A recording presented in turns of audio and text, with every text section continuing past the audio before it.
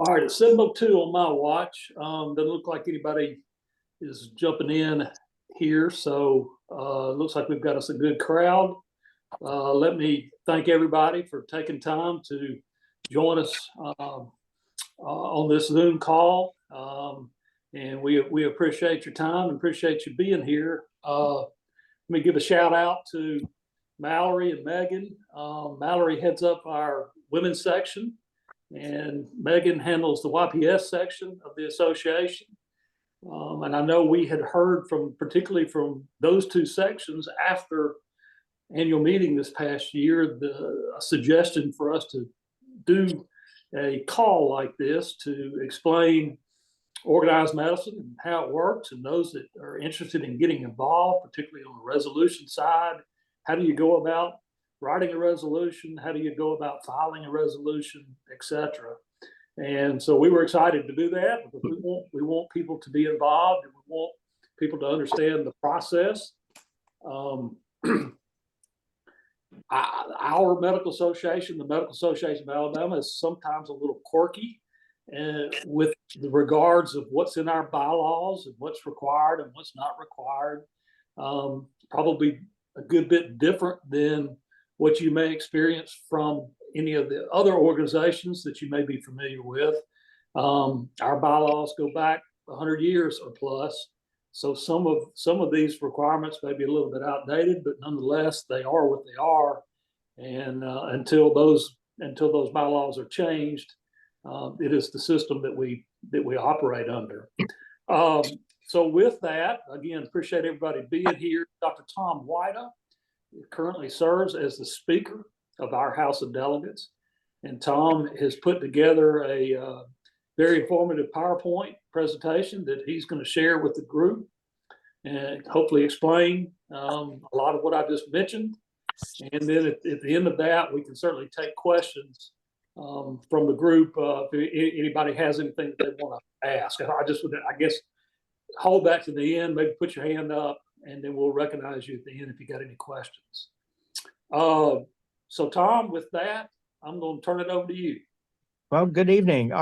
If you want, you can put a question in the chat, and I might be able to see that that way. So that's a good way to get it while we're talking. Anyway, let's start off. Let's go for the first slide. We're hoping in advance. So I figured we'd first start with what is the mission of the Medical Association of the State of Alabama. And it basically exists to serve, lead, and unite physicians in promoting the highest quality of healthcare for the people of Alabama through advocacy, information, and education. And so I think that's the foundation of what the bylaws are based on and how the organization is structured. Next slide. So this is an organizational structure, organizational chart, and I'll be going through it a little more in detail. But at the top, the policy-making body of the association is what's called the College of Counselors and House of Delegates. Counselors and delegates are different. The counselors are elected by the 7 geographical districts, and they're elected for 3-year terms. They can repeat those terms for 3 times. Life counselors have served 12 years of service and become a life counselor. I'm sorry, life counselors could probably do 4 times. A delegate is appointed by the County Medical Society, and that's for a 1-year term. But they're both in the House of Delegates together. And so I believe the reason for that, as Mark has told me, is that the delegates were sort of the younger representatives, and the College of Counselors became more of the senior voice who have been around a while to provide historical background. The College of Counselors then can do the elections, they do the bylaws and policy.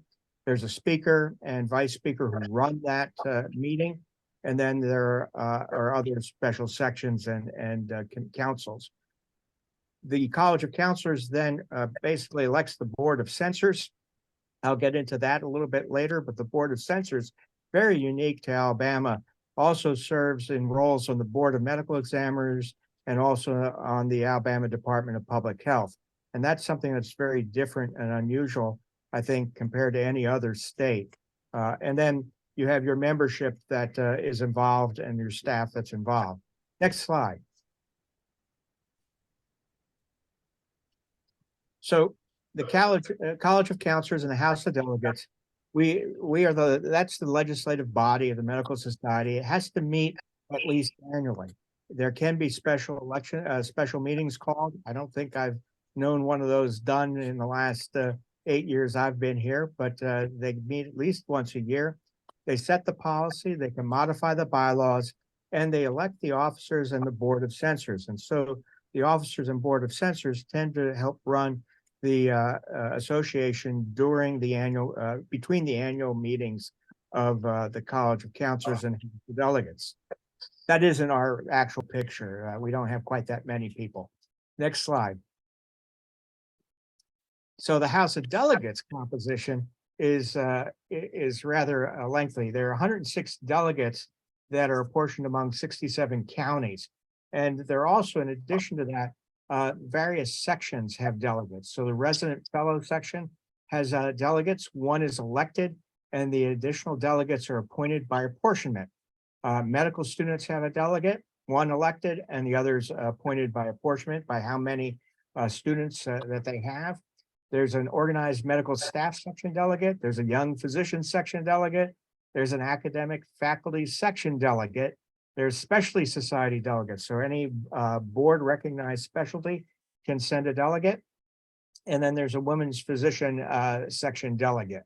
There's a senior physician section, but they do not have a delegate. And so that's the only one that can sit in the House of Delegates, but they don't really have a voting delegate there.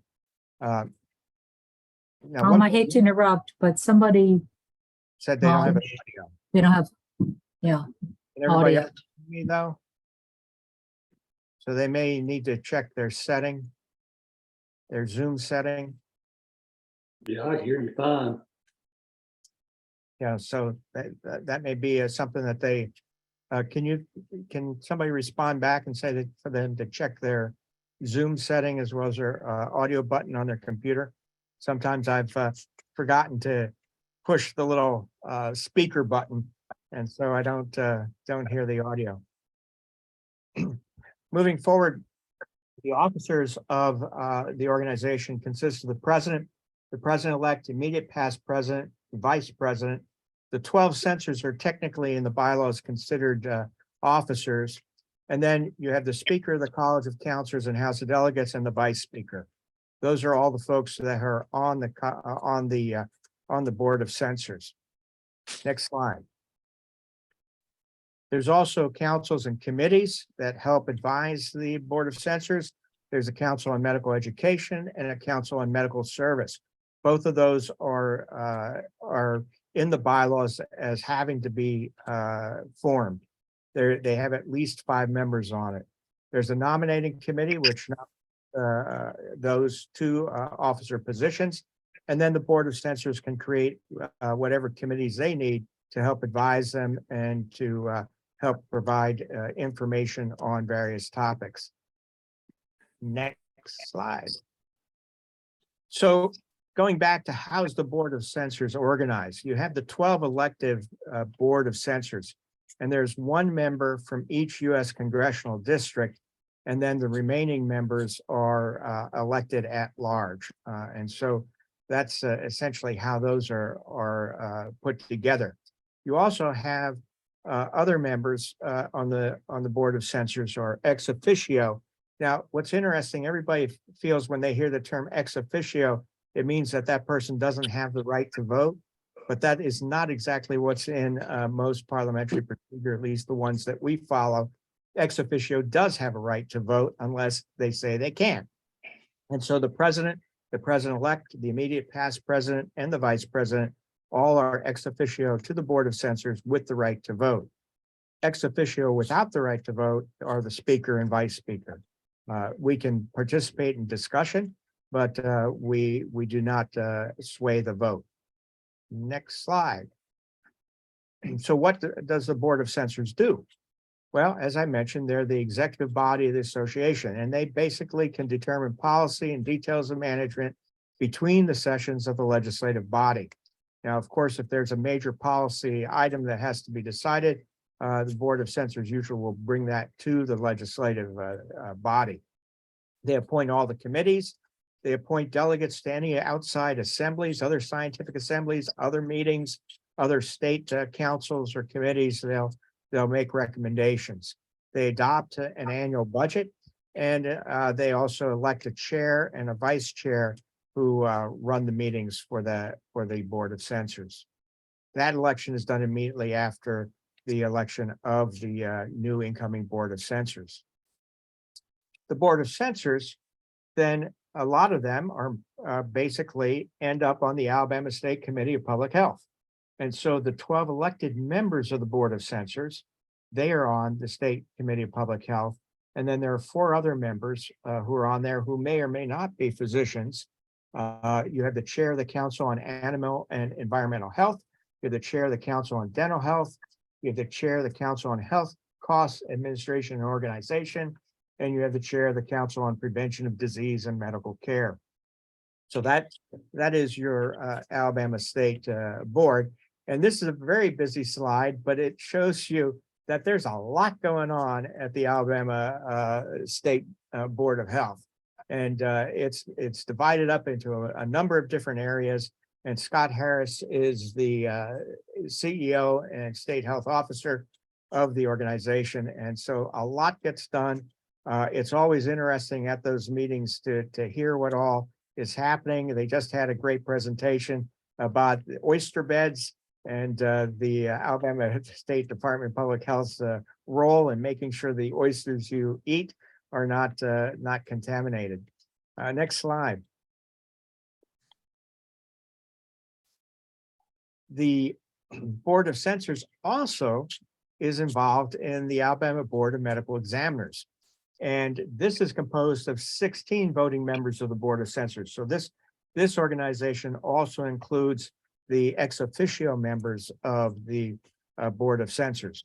And this organization certifies that initial applicants to practice medicine in Alabama meet the requirements for a medical or physician assistant license. They also issue initial and renewed registrations for the prescribing of controlled substances. All that goes through the Board of Medical Examiners. If there are any complaints against practitioners, they investigate and review and pursue disciplinary action when appropriate. And it seems like that happens more than most people realize. And then in collaboration with the Alabama Board of Nursing, they approve the collaborative practice agreements among physicians and qualified nurse practitioners and nurse midwives. So it's a very important role. They take it seriously, and they meet every month. The Alabama Medical Licensure Commission, that's a little bit different. A lot of times people get those confused. This is composed of 7 physicians and a non-physician, and they issue the initial and renewed medical licenses. They can adjudicate the formal charges brought by the board against physicians, and they can help determine appropriate disciplinary resolution, but they do not have the same members as on the BME. Next slide. So let's get into resolution. Why do you have a resolution? Anybody want to speak up? Why is there a resolution? It's going to be a quiet group. Well, promote an Dave? idea. Sorry, to promote an idea, get something passed that someone is passionate about. Right. If you have an idea, if you want to get something done, if you want the medical society to do an action, then that's why you do it. That's why you create a resolution. Now, there's a format for doing that. And so the resolutions that come before the House of Delegates have 2 parts. There's a whereas part and a resolved part. And so we're going to go through what those 2 parts are. So next slide. The whereas really provides justification statements for the action item you want to do. Now, the important part to remember is that they are not part of the final product. So when it's all said and done, nobody else sees those whereases other than the delegates before they're deliberating on that resolution. If you've been at the AMA, sometimes those whereases stretch on for 2 or 3 pages. I would not suggest that you do that for our society, as that usually 1 page is going to be sufficient to put the justification for what you want to propose. And that will have a specific format for that. The resolves are the actual action you want to have taken. And so that is composed of several lines usually. And the important part is that each line, and I'll have a demonstration of what one looks like, each resolve line must stand alone. And so if you read it and you take away everything else, you know exactly what that one line or that one sentence means and what it pertains to. And so that way it's best to have just one action item per resolved line. So there can be multiple resolves, but you want to have like one action item or one thing happening per line. So let's do an example here. And so this is a very important example, near and dear to my heart. I love ice cream. And so the medical society, I think, should provide ice cream after every meeting. I don't know if Mark Jackson is in favor of this. I know it might upset the budget because, you know, maybe we want really expensive ice cream. I don't know, but that's the deal here. So how do we get to that? Well, next slide. So I need to justify that. Well, I create some whereases. So whereas Alabama summers are hot, and whereas ice cream is enjoyed by everyone. Now I'm making an assumption there. And whereas medical society meetings can be long, and whereas ice cream would be a wonderful treat after a medical society meeting, and whereas chocolate is the only acceptable flavor for ice cream. Then it comes to resolves. Therefore, be it resolved that the medical society serve ice cream after every meeting. And be it further resolved that chocolate flavored ice cream is the only official ice cream of the medical society. And be it further resolved that ice cream should only be served in a cone at medical society functions. And be it further resolved that any member not eating ice cream offered at a medical society function be banished from future medical society meetings. Now, go back. We're going to talk about that a little bit more. Go back the other way. You went too quick. All right.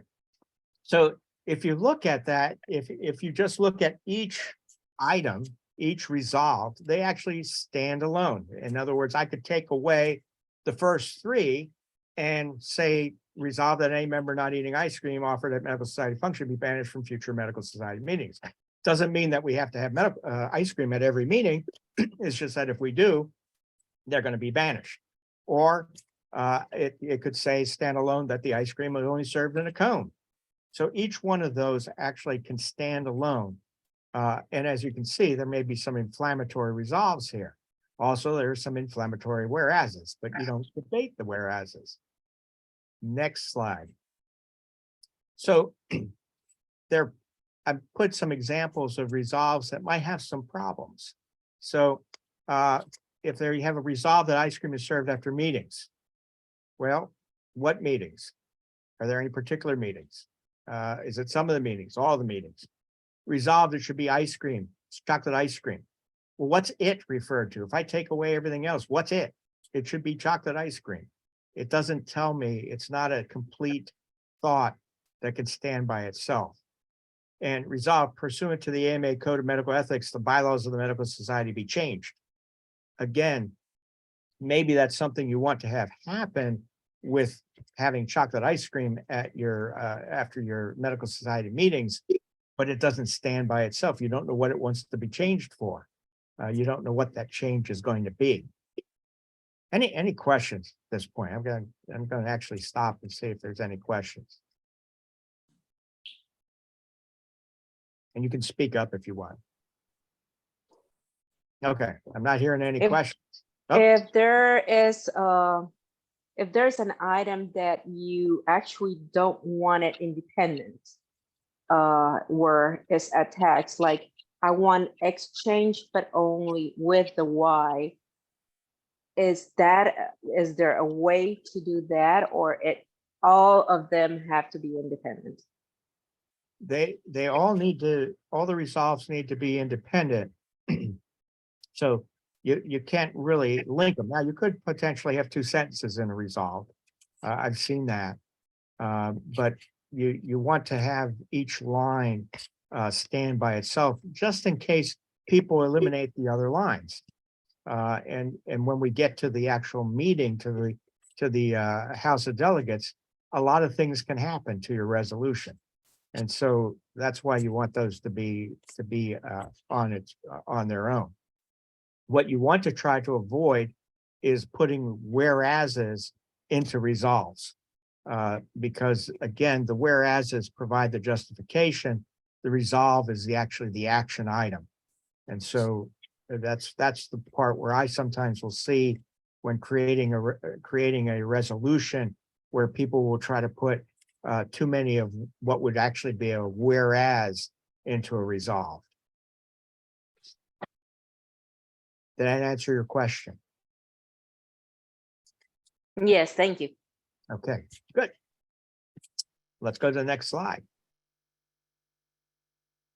So once you've written up your resolution, these resolutions need to be submitted to the Secretary Treasurer of the Medical Society 90 days before the annual meeting.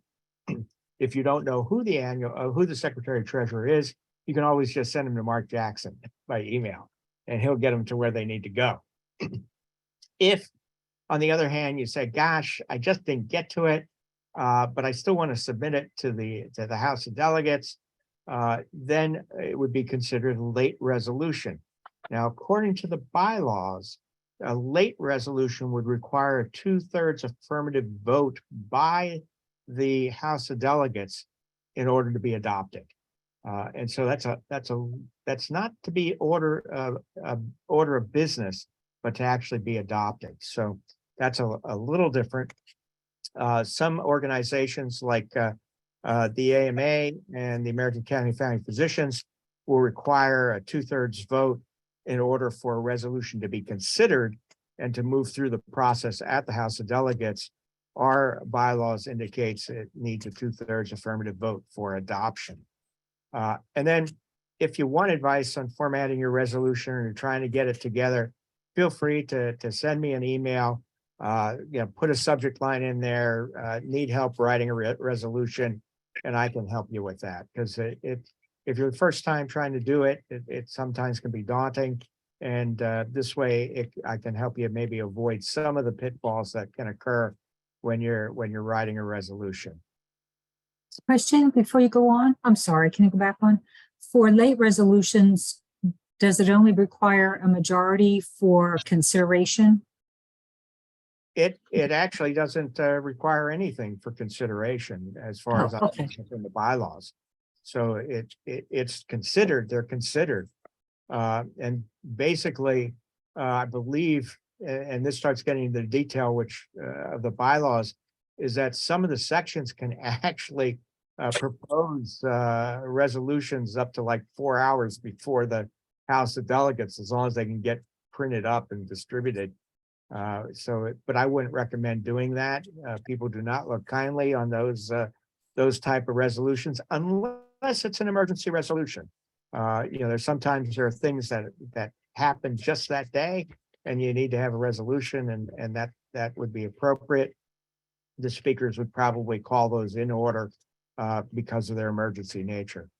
So Tom, just let me clarify that. So since all resolutions have to go through the reference committee, I think the bylaws say it has to be submitted. I want to say maybe it's 24 hours before the reference committee meets. So there is that deadline. Right.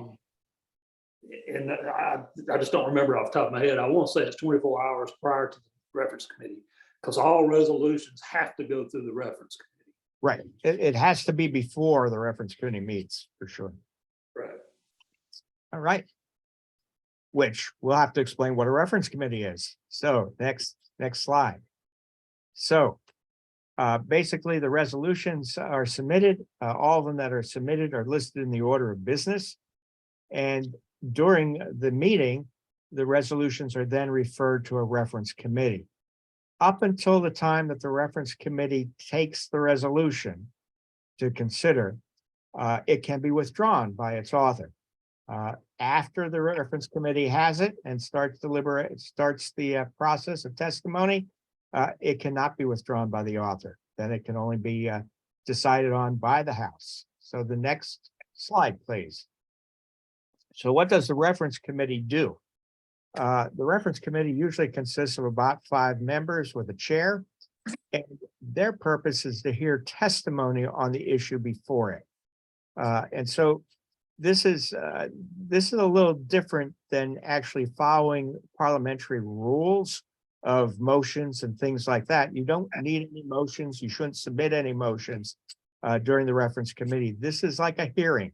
And so they're hearing the testimony, why it's a good idea, why you want to have it happen, what the ramifications are, sometimes what it costs to support your resolution. Any member can speak to the issue.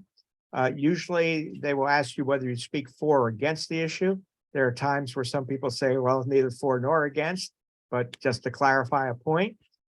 Usually the rules will be that if you've spoken once, you need to wait until everyone else who wants to speak and haven't spoken before you can speak again. That usually is the case. In larger meetings where there are lots of resolutions and not a lot of time, they may even put a time limit on how long you may speak. So then you must really be concise in your comments. And although you can't offer amendments officially during the reference committee hearing, you can offer suggestions, sort of like saying, well, I would recommend that the reference committee maybe change this word or that wording, or if it's something that's really complicated and long, you want to have it written out and you can hand it to the committee so that they can take a look at it when they deliberate about what to do. So you can't, though, officially make a motion, but you can make a suggestion that the reference committee may want to consider this amendment or consider this motion. Next slide.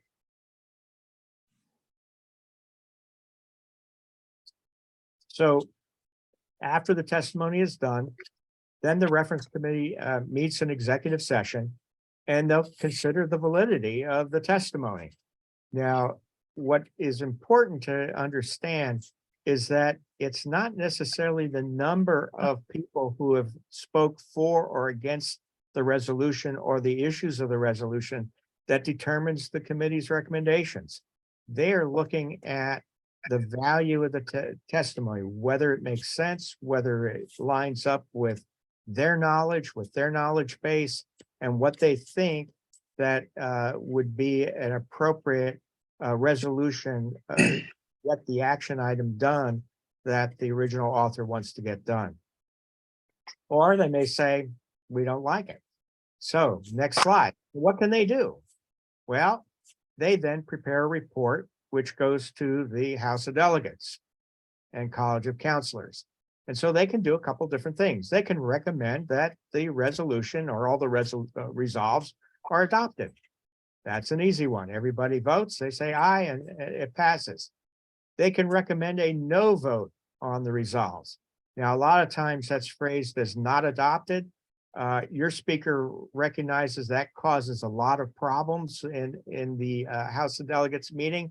So I always recommend in the report that they phrase it as they recommend a no vote on the resolution.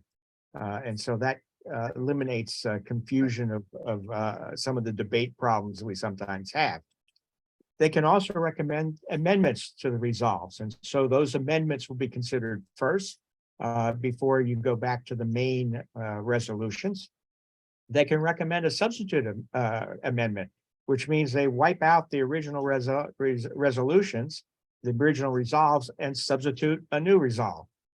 So that would be a substitute resolution, I should say. They can recommend referral. Sometimes they feel that there just is not enough information about a particular topic, and that they really want the Board of Censors to consider it.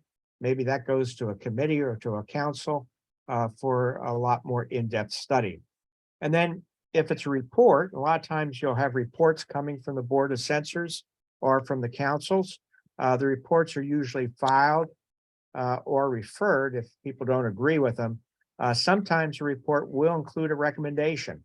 And so if a report does include a recommendation, that follows the same path as a resolution. There'll be testimony in front of the reference committee, and the reference committee will make a suggestion or make a recommendation as to whether to adopt that or not adopt it, or whether to modify it.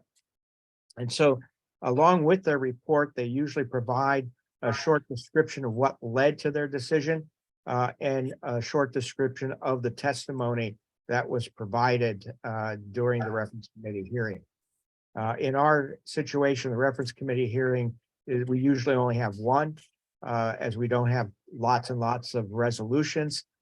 In larger organizations like the AMA, they have about 6 or 7 reference committees, and they go on for hours because they may have 30 or 40 resolutions to consider. So it's a lot of work, and it's a big report.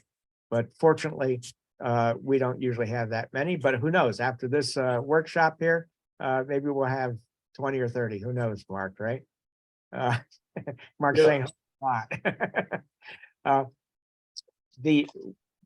Once the recommendation from the reference committee is made, we go through each resolution. We follow the standard code of parliamentary procedure as far as how to structure that debate. And what's important is don't debate the whereases. They go away. They go away. So you could say whatever you want in a whereas, it doesn't matter, because that will not be part of the final report, of the final action of the House of Delegates, and College of Counselors. Next slide. Tom, you did have a question in the chat. Oh, okay. There, I'll say it. I'll say it. Can you explain to us, supposing the author or whoever likes the original resolution better than the substitute resolution? Can you explain to us how we get back to the original one? Okay, so let's say that the author likes the original, that they feel that the reference committee mucked it up, and they want to go back to the original one. Well, what they would do is they would propose an amendment to the substitute resolution, and that amendment would essentially be a substitute resolution, would be their original resolution. That's usually how I handle it. There are many ways to do that. That's sort of what in the American Academy of Family Physicians has been known as the wider rule, as it tends to move things along, because otherwise, if there's some other ways, you'd have to vote on the substitute resolution and then vote on the original as amended by the substitute resolution. And it just gets really confusing. So if you want to get back to the original one, you just say, I want to get back to the original, and I'm proposing that as an amendment. And so that's how we do it. Oh, a delegate or a counselor would have to seek recognition from the speaker, go to the microphone, and then make that motion. I guess Right. Really substitute to the substitute. Right. Go back to the original resolution. And essentially, if you don't know how to get where you want to go, just ask the speakers. I try to be a benevolent speaker, and so won't cut you off the knees, and I'll try to help you get where you need to go, especially, because not everybody knows all the little parliamentary tricks and things to do. And so, but that's a way that you would get back to where you need to go. And so the parliamentary procedure is really has what's called an order of precedence. So that if you make a motion, which is a way of getting things done, to the original resolution or to whatever the reference committee has recommended, there's a certain process. So you can just speak to it and say, I'm in favor of the resolution, I'm in favor of what the reference committee did, or I'm in favor of that amendment. Or you may say, I want to modify this. I want to amend it by adding these words. And so that would be what's called a first order amendment. And it would be the start of changing what the reference committee did. Now, say you did that, and there's been a whole bunch of debate, and somebody says, oh, well, there's a lot going on here. I want to refer this to the board of censors. Well, that takes precedence. As you can see from this part, it takes precedence. You're then now considering a motion to refer. And so you debate that. That could be amended to where it gets referred or when it gets referred, things like that. Requires a majority vote. Once that is decided, if it fails, you're back to that amendment or back to the original resolution. If it passes, all that goes away, and that's the decision. The decision is to refer. There are a couple other things here that are in the order of precedence, which hopefully we won't usually get into, because mostly what you're going to do in our House of Delegates is either recommend an amendment, or you would recommend referring to a committee or referring to the board of censors. There are other things that can happen, and if we have to go into those kind of things, I would probably advise you how to do them. Next slide. So with regards to amendments, say we have this resolve that chocolate flavored ice cream is the only official ice cream of the medical society. So we really, really don't like that resolve so much. There's some people in this world who prefer vanilla. I don't know who they are, but maybe one of them is made a funny face when I said chocolate here and is married to me. So an example there would then be to make a motion. I make a motion to amend the word chocolate to vanilla. And so then basically the House of Delegates would be debating the word vanilla and whether they want it to be vanilla. Now, somebody else may say, wait a minute, I make a motion to change vanilla to soft serve twirl. I like vanilla and chocolate. And so they would make this what's called a second order amendment. You're now talking about that, talking in favor or against it. But then say a third person comes up and says, I want to change soft swirl twirl to any. Well, that would not be in order because you can only do it twice. So that's just one of the parliamentary rules. It's probably there so that you don't get lost in how many amendments you have in front of you. So in order to get that word any inserted, keep going back, I haven't changed yet. In order to get that word any inserted, you have to wait until you would vote down that soft serve twirl, and then you would be able to insert your word any. If you say the group adopts soft serve twirl, I really should have made that a tongue twister for myself. Then that carries, and you don't get back to vanilla. Okay. On the other hand, if everybody really wants vanilla, they have to defeat soft serve twirl, and then they can talk about vanilla. And if they really want chocolate, then they defeat vanilla and go back to the original language. If you have a long amendment, I would recommend you write that out in handwriting or that is legible so that the speakers can read it and hand it to the Secretary of the House of Delegates, who will get it to the speakers so that we can present that as an amendment. Those are when it's a long one, or if you're substituting a whole section. Is that clear? Any questions? I see somebody might have a question.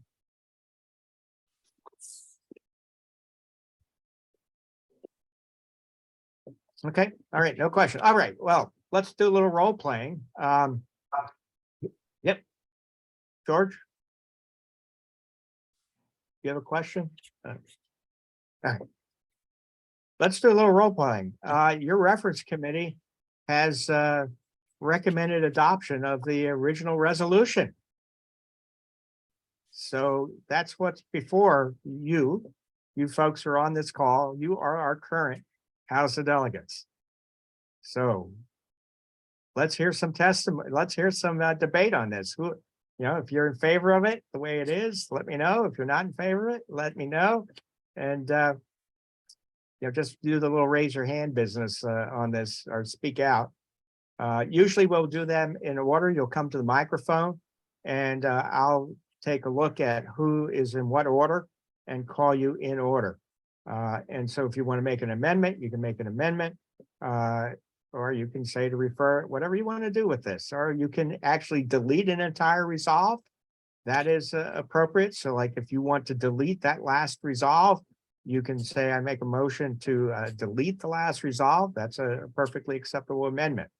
Sometimes there are so many different ideas going around with the resolves that you'll divide the question or divide it into separate pieces, and we'll consider each resolve individually rather than the whole resolution as a whole. So that's again another trick. I will advise you if it looks like it would be better to do that. Jane. I was going to ask if we could divide the resolves. Okay, well, you want to divide the resolves. Okay, so we can do that. Which one would you like to start with? I mean, normally we'd start with the first one, but No, the first one. okay. So we're dividing the resolve. So we're just going to talk about the first resolve, that the medical societies serve ice cream after every meeting. Would you like to speak to that? Well, I love ice cream, and I think it's a good, healthy dessert. And I really would like the medical society to serve ice cream after every meeting. All It right, increases your dopamine. very good. Any further discussion? Well, Tom, since you called me out, I'll speak to the other side of that and point out that it would probably require a dues increase for us to be able to provide ice cream at all these meetings. So I would be in opposition. All right. Now, there's another little thing in parliamentary procedure called vote immediately. And this oftentimes is used when the debate just goes on and on and on and becomes fairly repetitive. And as long as both sides of the question have been heard, then somebody can make the motion to vote immediately, but they can't provide any other testimony before that or after that. They just get up to the microphone and say, I make a motion to vote immediately. And then we basically vote on whether we want to vote immediately. And then we vote immediately if it passes. So that's a little parliamentary extra here. Is there any others? So then what the speaker would do is, if they are seeing no further testimony, we will now vote. All those in favor say aye. Aye. Aye. Aye. All right. All those opposed Aye. say no. No, So it sounds like the ayes have it. Sorry, Mark. Now, if Brittany has her hand up. Brittany, Sorry, guys, I'm trying to do this on my phone. Never mind. oh, okay. So if the speaker has any question about the vote, they may ask for a standing tally and then have tellers count the vote. And so that's another way to make sure that the vote is accurate. All right, what about the second resolve, that chocolate flavored ice cream is the only official ice cream of the medical society? That's the next resolve that we have in front of us. Brittany, do you want to speak to that? I do want to speak to that. So I am in opposition to this. I actually despise chocolate flavored ice cream and would prefer that people have a choice. And so I would just like to try out maybe limiting it to a particular flavor. So do you wish to offer an amendment? I would wish to offer an amendment.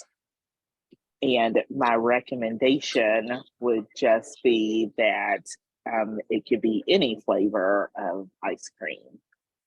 So you propose that chocolate be deleted and the word any be inserted. So now what you have in front of you is a debate on the word any. Now, would you Waiting for like Mark to speak say to that that costs even more money.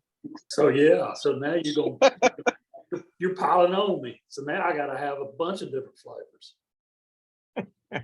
So you can't buy them in bulk. Huh? I don't like chocolate ice cream either. How do I know which ones to provide? So there's something in the chat. Can you propose? Do you see it? Resolve that specifies flavor. You could, I mean, at this point, you can offer a second order amendment. If you don't like any, and you might want to say something like resolve that. I don't know how you want to change that one. Well, you could just delete the resolve in its eliminate it. entirety. You could say to drop that resolve, to delete that resolve. Yeah. So that would be another way to get at that. And so we would now call for after testimony. Yes, okay, you're asking to drop the resolve. So you now have in front of you deleting the second resolve. Is there any discussion about that? So we would then call for discussion on that, and then we would vote on that. We would vote if that motion carries, then that second resolve goes away. On the other hand, if that motion is defeated, then we would be back to the word any. And we would continue debate on any, and then we would vote on that. And we would decide whether any stays or whether chocolate comes in. And then we'd be back, say we defeat any and we're back to chocolate. And somebody else could now offer another amendment if they want to. And so it can go on and on. We could pick flavors all night. So say we pass the word any, and we now have any there. We're now on to the third resolve.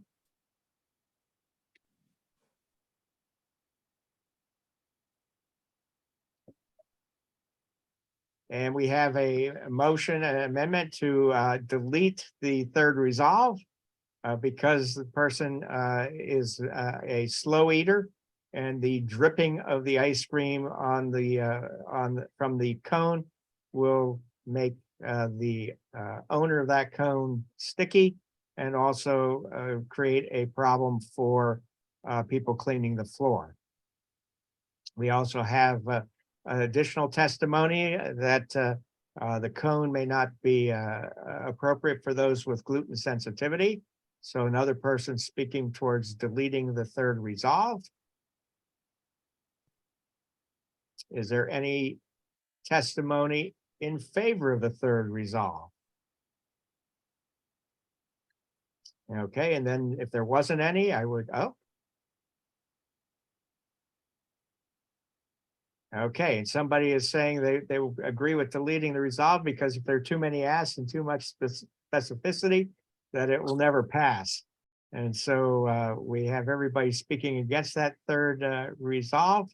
And so I would again call the vote.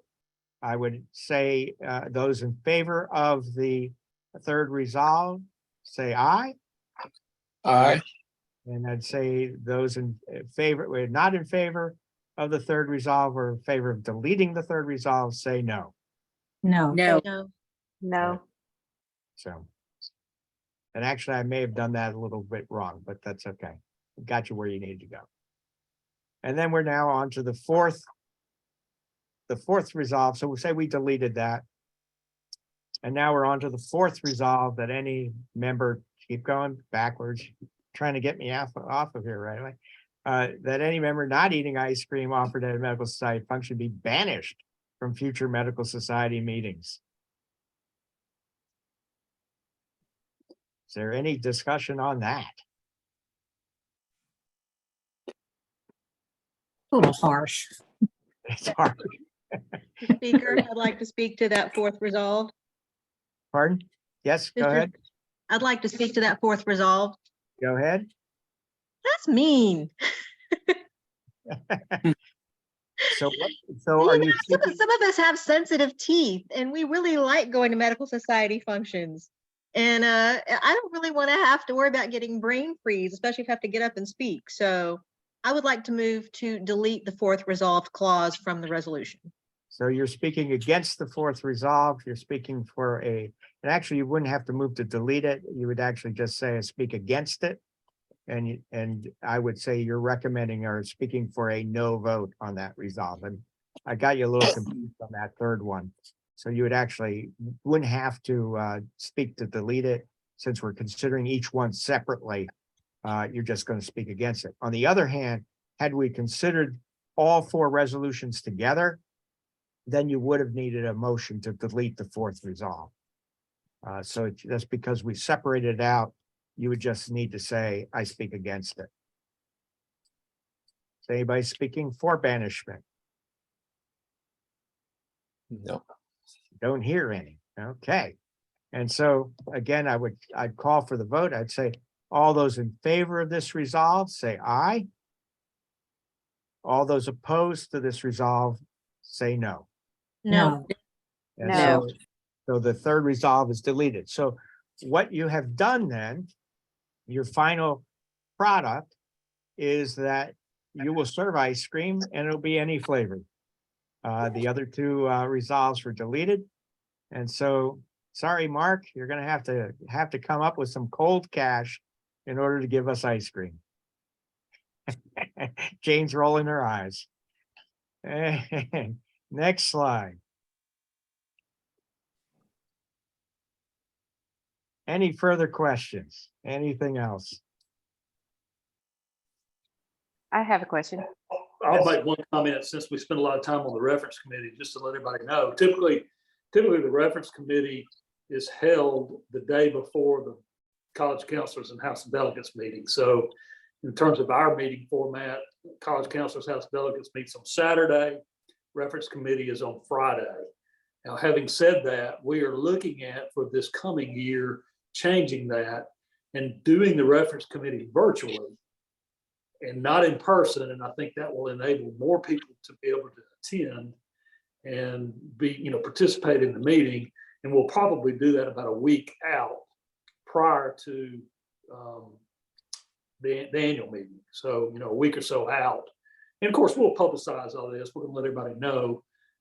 But like I said, historically, reference committee meets the day before. We may look at doing it virtually and doing it a week or so ahead of time. Thank you. Somebody else had a comment or question? I Tom, have a this is question. Yeah. If someone is going to present a resolve for some issue, how can is there any place where they can look back if this has been presented before and what process it went, if there was any amendments, to have an idea of if there was anything that they can improve in their resolve? Yeah, now at the AMA, they have a big policy compendium that you can look up and see what policy has been, and it's pages and pages long. Mark, I don't think we have an official policy compendium. I believe you are the official policy compendium along with your staff. That's correct. We do not have a repository of that information. So you could reach out to us and I can let you know what information I do have. And then in terms of the improving the wording of the resolution, again, staff would be able to help you with that. If Dr. White could help you with that, if you wanted to run that by any of us, we're there to help.